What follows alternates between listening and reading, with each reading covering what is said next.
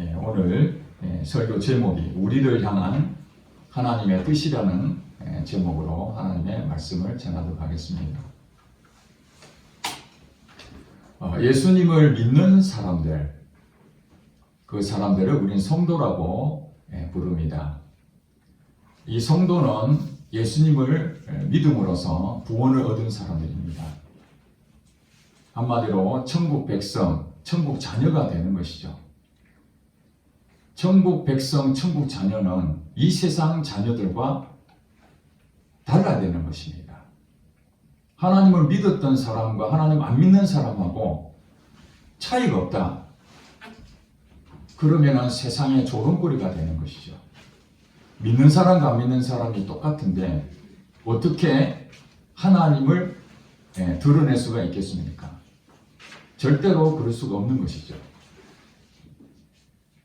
그래서 고린도전서 4장 20절의 말씀에 하나님의 나라는 말에 있지 않고 오직 능력에 있다. 그렇게 말씀했습니다. 하나님의 나라는 말로서 믿는 것이 아니라 능력이 나타나는 것입니다. 그 능력이 누구에게 주어졌습니까? 예수 믿는 천국 자녀들에게 주어졌다는 것입니다. 그러므로 하나님 믿는 백성이라면 능력이 나타나는 것이 당연한 것입니다. 지난번에 삼손에 대해서 말씀을 전했습니다. 이스라엘의 사사였던 지도자였던 삼손이 하나님의 능력으로 블레셋 나라를 이기고 이스라엘 백성들을 구원했는데 그가 그것을 소홀히 여김으로 하나님 능력이 사라지니까 눈알이 뽑히고 감옥에 갇혀서 맷돌이나 가는 실세가 되어버렸습니다. 하나님의 놀랍게 쓰임받는 이 삼손이 능력이 잃어버리니까 사람들로부터 조롱거리가 되어버렸습니다. 얼마나 비참한 일입니까? 오늘 우리 믿는 성도들이 정말 하나님을 믿는다면 능력을 가지고 있는데 그 능력이 나타나지 않는 것, 이것에 우리가 몸부림을 쳐야 되는 거 아닙니까? 얼마 전에 과거에 제가 신앙생활을 했던 어떤 집사님에 대해서 소식을 들었습니다. 그 집사님은 교회도 열심히 다니고 주일학교 교사까지 하고 교회 충성스럽게 했다고 합니다. 그런데 그가 운영하던 사업이 점점 어려워지면서 더 이상 재정적으로 그걸 버틸 힘이 없어서 결국에는 목숨을 끊었다고 그 소식을 제가 들었습니다. 너무나 가슴이 아팠습니다. 하나님을 믿는 것이 무엇인가? 이 세상에 너무나 어려워서 고통을 당할 수 있는 것은 우리 믿는 사람도 당할 수 있습니다. 염려, 불안, 근심이 얼마든지 찾아옵니다. 그러나 그 근심 가운데에 하나님을 믿는다면 나는 능력이 없지만 하나님이 능력자시니까 하나님을 믿는다면 그 능력으로 그걸 이겨낼 수 있는 것이죠. 그 사람을 우리가 그리스도인이다, 하나님 믿는 백성이다, 그렇게 부르는 것이죠. 그런데 우리 삶 가운데에 말로만 들었던 하나님의 그 내용이 아니라 우리 삶이 어려워졌을 때에 정말 하나님은 내게 어떤 하나님이 되시는가? 능력을 주시는 하나님이신가? 아니면 내 문제도 해결할 줄 못하는 그냥 죽어버린 신으로 우리는 믿고 있는가? 그래서 우리는 신앙생활 할 때에 우리 삶 가운데에 능력이 나타나지 않는다면 다시 한번 생각을 해봐야 됩니다. 내가 믿고 있는 그 하나님은 어떤 분이신가? 하나님께서 오늘 성경을 통해서 우리를 향해서 주시는 하나님 뜻이 있다고 분명히 말씀하십니다. 왜냐하면 하나님의 뜻대로 행하는 자가 능력을 얻은 자거든요.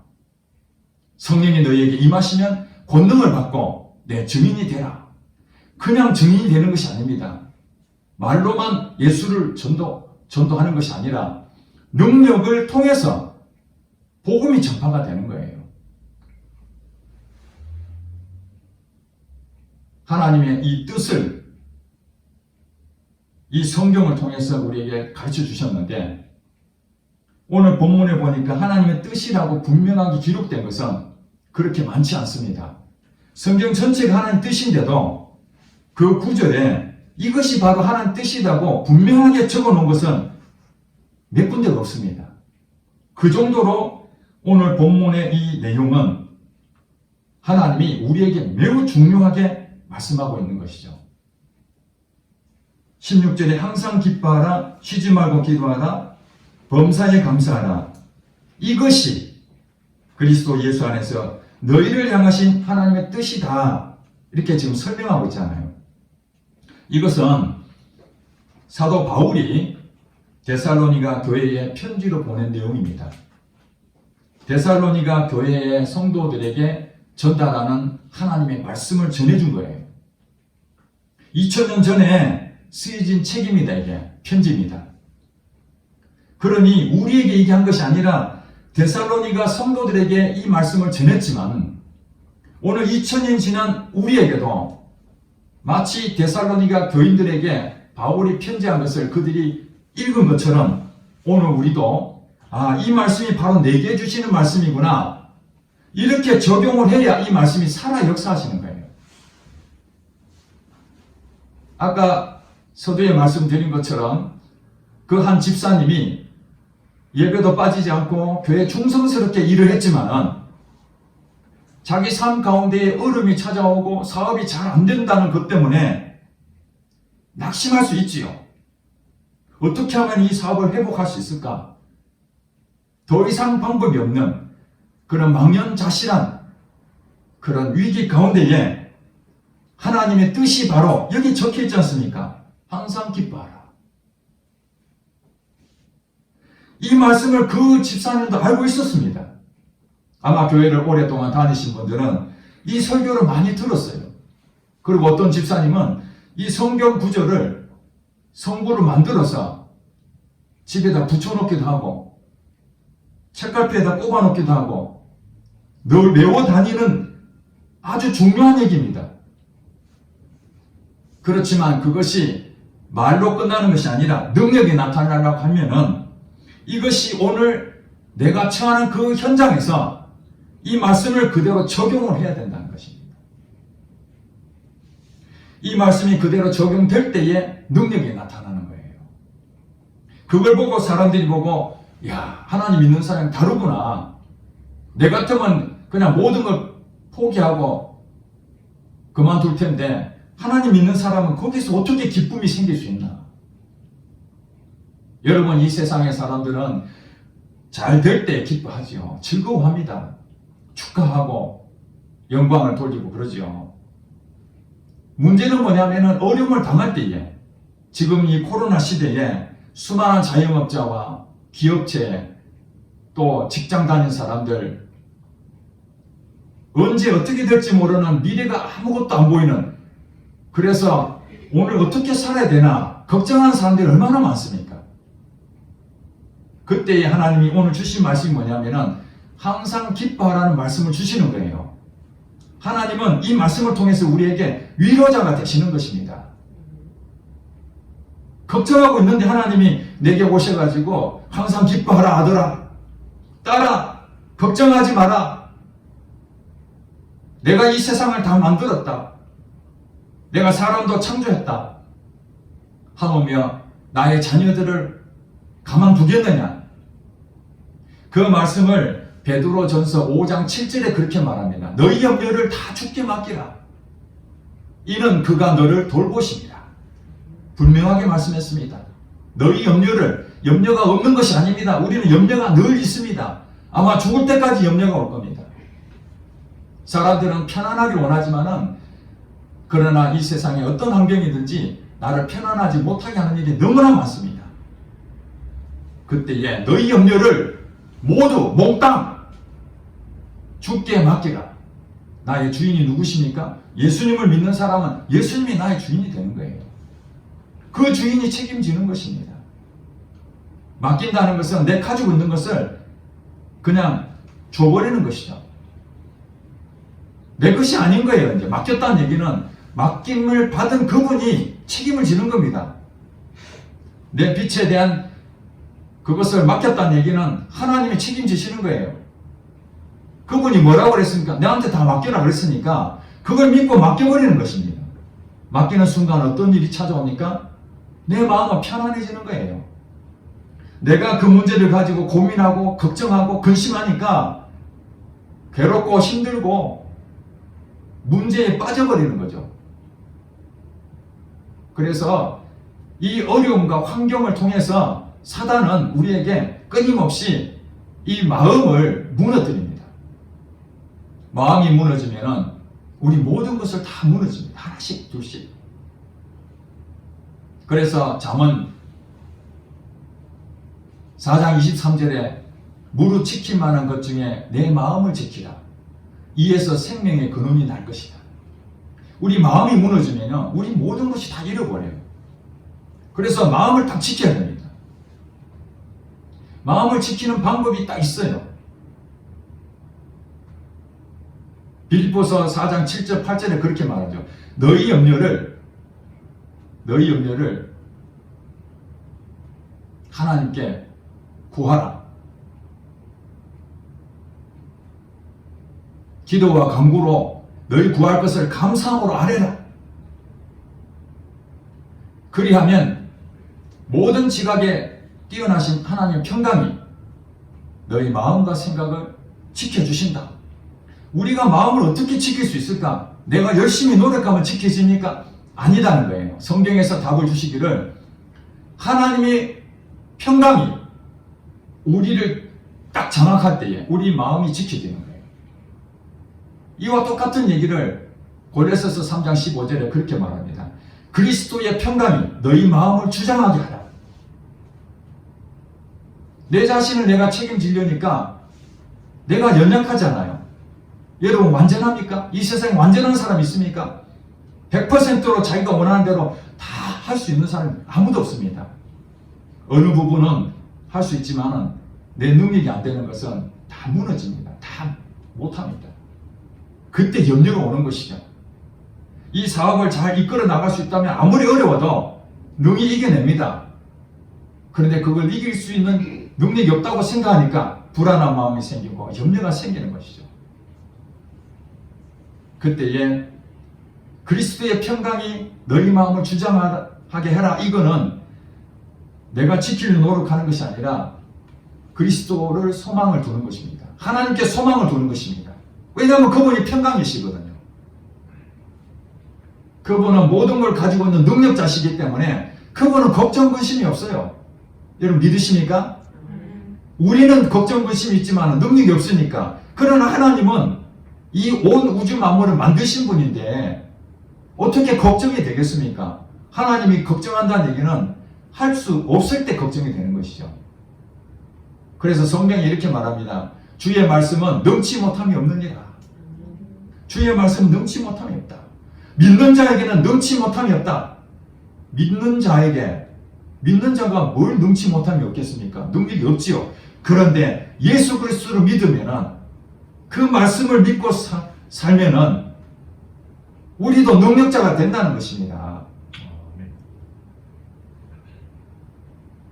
바울과 실라가 예수님 복음을 전하려고 다니다가 붙잡혀가지고 감옥에 들어갔습니다.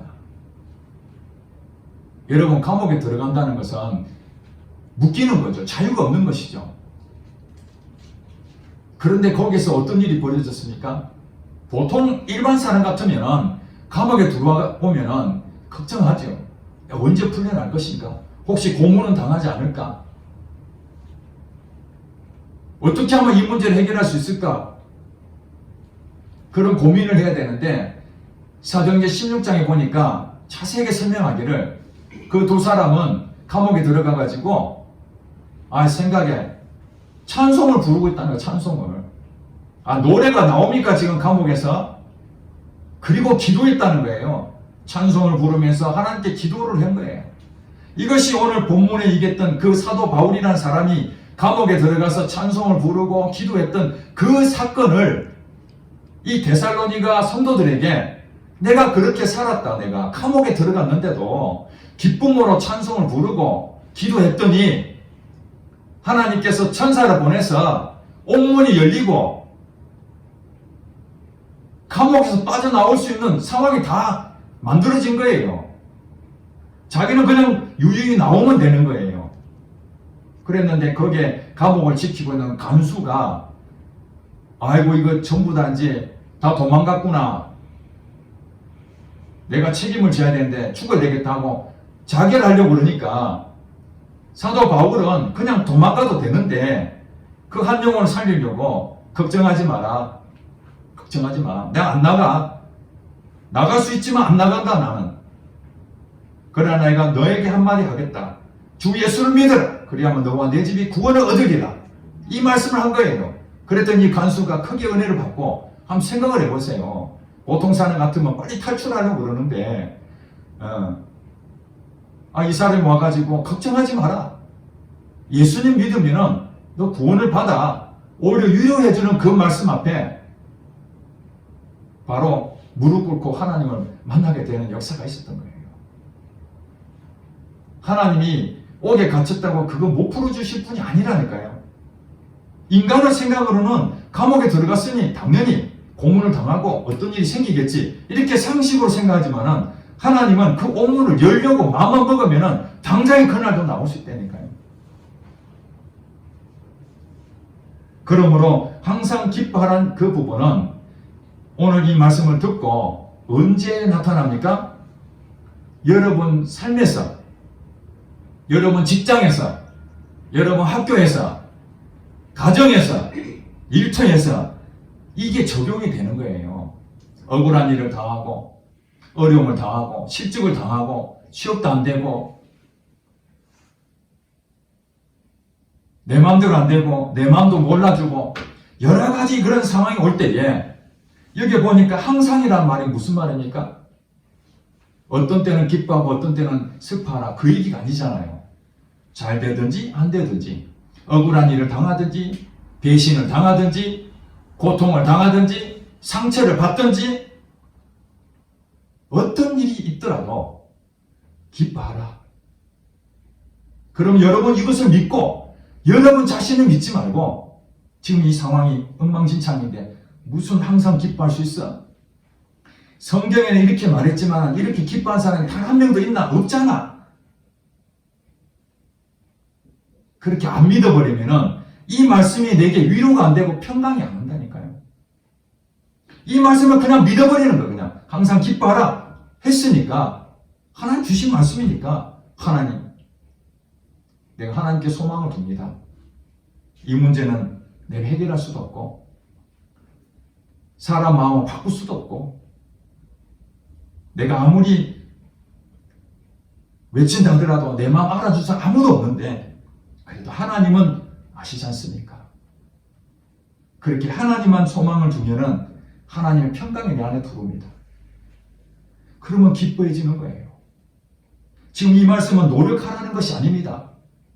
기쁨이 없는데 기쁘려고 애를 쓰고 반복해서 말하고 이게 아니라 예수님을 바라보고 예수님을 내가 진짜로 믿어버리면은 그분이 나를 돌보시는 분이고 그분이 내 문제를 해결하시는 분이구나. 그것만 믿어버리면은 하나님의 평강이 내게 그냥 들어와 버린다니까요.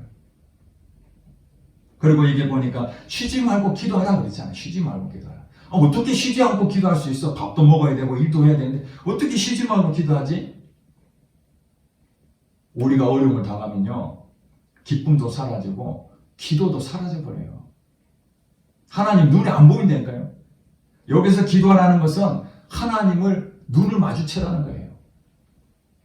하나님이 나의 모든 것이니까 환경을 바라보지 말고 코로나를 바라보지 말고 하나님을 믿으면은 그게 기도거든요. 하나님 내가 지금 이런 어려움을 당했는데 이 사업을 정말 너무 어려워서 접어야 되는데 그럼 뭘 먹고 살죠? 우리 자녀들은 어떻게 해야 되죠? 이런 걱정, 의심이 생기지 않습니까? 그때에 기도하라는 거예요. 기도하라.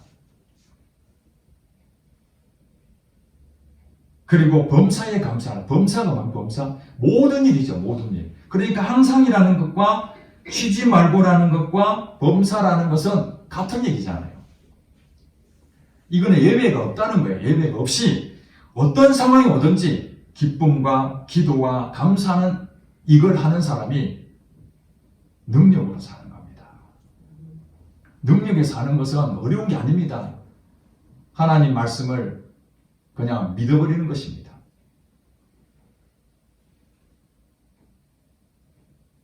우리 먹어야 살잖아. 먹어야.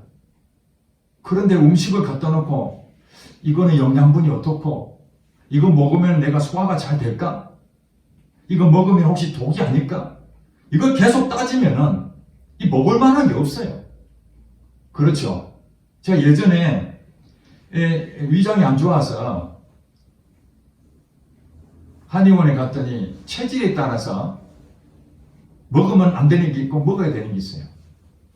그래서 한때는 이거 먹으면 내 몸이 안 좋으니까 안 먹고 이거는 내 몸이 좋으니까 먹고 이것을 너무 가리는 거예요. 이게 제가 보니까 너무 습관적으로 가리다 보니까 이게 스트레스 받아서 더 위장이 안 좋아지는 거예요. 물론 가려서 먹어야 될 부분이 있지만은 그것을 너무 따지다 보면은 중요한 걸 잃어버려요. 지금 내 상황을 자꾸 생각하고 야 이거는 하나님은 그래도 도와줄 수 있지만 이거는 못 도와줄 것이고 내가 이렇게 하는데 혹시 뭐 도와줄 수 있겠나? 내가 그동안 어떻게 살아왔는데 하나님한테 창피해가지고 이것저것 생각하면은 하나님한테 맡길 수가 없어요. 조건이 하나도 없습니다. 이게 보면 조건이 하나도 없어요. 그냥 맡기는 거예요. 그냥 기뻐하는 거예요.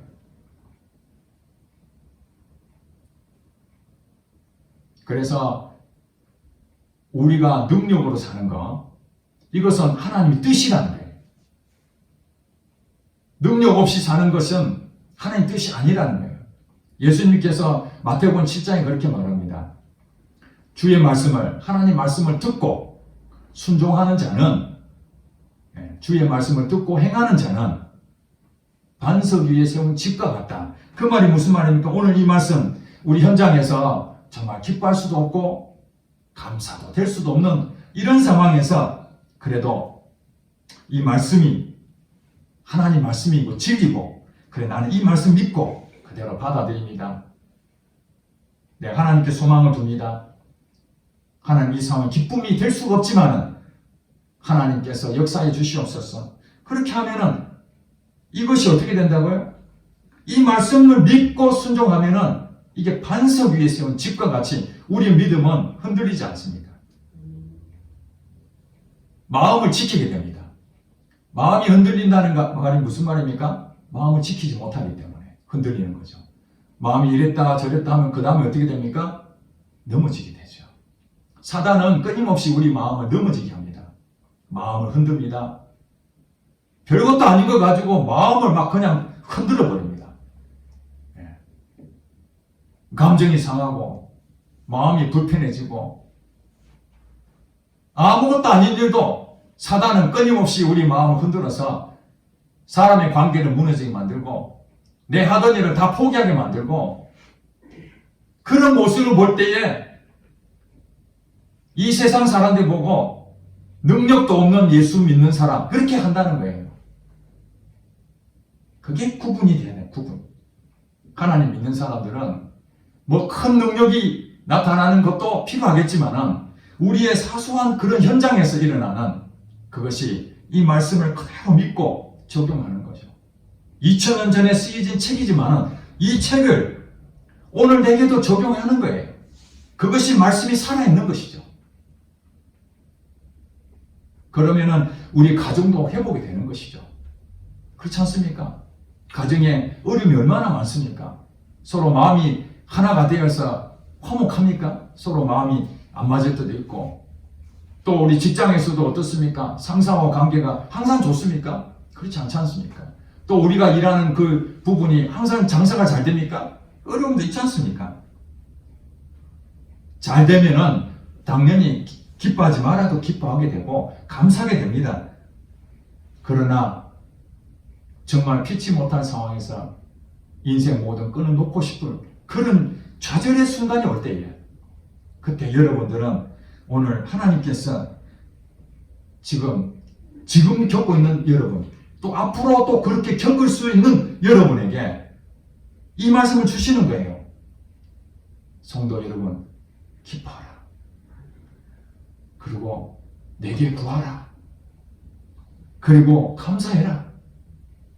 그것만 할 수 있으면 하나님의 능력을 잊고 살기 때문에 우리 윤장호 성도님이 어제 얘기하는 하나님한테 다 맡겼어. 평강이 오면은 내가 왜 걱정하겠나? 그 고백을 하시더라고. 걱정할 것이 없죠. 진짜 맡겼는데. 빚을 하나님이 다 갚아주신다는데 내가 왜 걱정해요? 이름만 내 명의로 돼 있지. 내 모든 것은 저분이 다 책임진다는데 내가 왜 걱정을 해? 그런데 나 다 맡겼다 하는데도 여전히 내가 또 불안하고 어떻게 갚아야 되나? 이러면 사실 맡긴 거예요? 안 맡긴 거예요? 안 맡긴 것이죠. 예? 내가 하나님을 믿습니다. 하나님 찬양합니다. 할렐루야. 그렇게 하면서 우리 현장에 가가지고 어려움이 생길 때에 오늘 이 말씀 평강이 없으면은 여러분 생각하셔야 됩니다. 하나님, 내가 평강을 잃어버렸습니다. 내가 하나님 믿는다면서 믿지 못하는 사람이었군요. 하나님 평강을 주시옵소서. 그러니 우리는 지금부터 노력하는 것이 아닙니다. 노력하는 것이 아니라 지금 여러분들이 잘못 오해하는 건 뭐냐면 항상 기뻐하라, 쉬지 말고 기도하라, 범사에 감사하라니까 열심히 오늘부터 기뻐하도록 노력해야 되겠다. 기도해야 되겠다. 이게 아니라 근원 대신 평강의 근원 대신 그분을 붙잡는 거예요. 그분에게 시선을 딱 맞추는 겁니다. 환경을 보면 안 됩니다. 환경을 보면은 넘어집니다. 환경을 보면은 사도 바울이 감옥에 들어가서 그 사람들이 수갑을 채우고 철장을 갖추고 문에 감옥에 있어서 그들이 얘기 가운데 내일 처형하겠다. 예를 들면 그런 얘기를 들었다면은 그날 저녁에 잠이 오겠습니까? 그런 환경에 위압을 당해버리면은 누구도 빠져나갈 수 없잖아요. 마음이 거기서 무너져 버리는 거예요. 그러나 하나님 믿는다면은 오늘 죽어도 하나님 나라에 간다. 하나님 살려주시면은 내가 주님을 위해서 산다. 로마서 14장 8절 말씀처럼 내가 살아도 주를 위해 살고 죽어도 내가 주를 위해 죽나니 그런즉 사나 죽으나 나는 주의 것이다. 이 고백으로 사는 거예요. 예수 믿는 사람이 그것이죠. 사소한 거 가지고 우리가 모든 걸 다 잃어버린 것처럼 예수 안 믿는 사람들처럼 그렇게 살면은 우리 보고 어떻게 하나님이 살아계심을 증명할 수 있습니까? 성령이 내 안에 임하시면 권능을 받았다는데 하나님 이미 우리에게 능력을 주셨는데 그 능력을 발휘를 못하는 것은 하나님이 문제가 아니라 내가 문제다. 내가 능력이 하나님을 믿지를 못하니까 이 말씀을 적용을 못하고 그러니 하나님 말씀을 듣고 순종하지 아니한 자는 모래 위에 세운 집과 같다. 똑같이 신앙생활 하는데 20년 30년 했는데도 믿음이 자라지 않고 하나님 살아계심을 경험하지 못하는 것은 듣기는 열심히 들었지만 실천이 안 되는 거예요.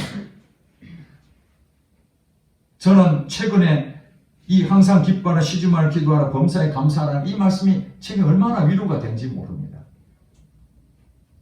어려움이 생길 때마다 그렇구나, 항상 기뻐하라. 사실 내가 기뻐할 수 있는 상황은 아니지.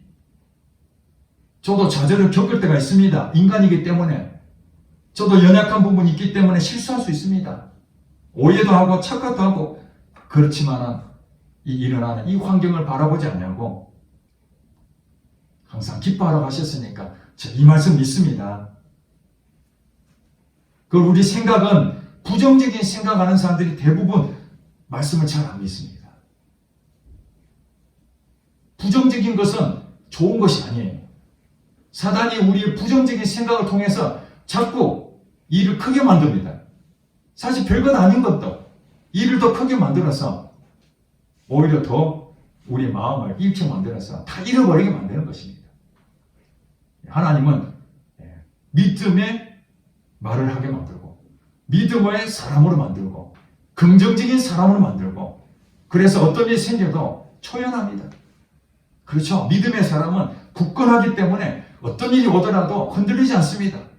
뿌리 깊고 굵은 나무일수록 여러분 보세요. 아무리 풍파가 오더라도 끄떡없잖아요. 오늘 시간 여러분 어려움을 당하고 있다면 그건 축복이 될 수 있습니다. 왜냐하면 능력을 발휘할 수 있는 기회가 오잖아요.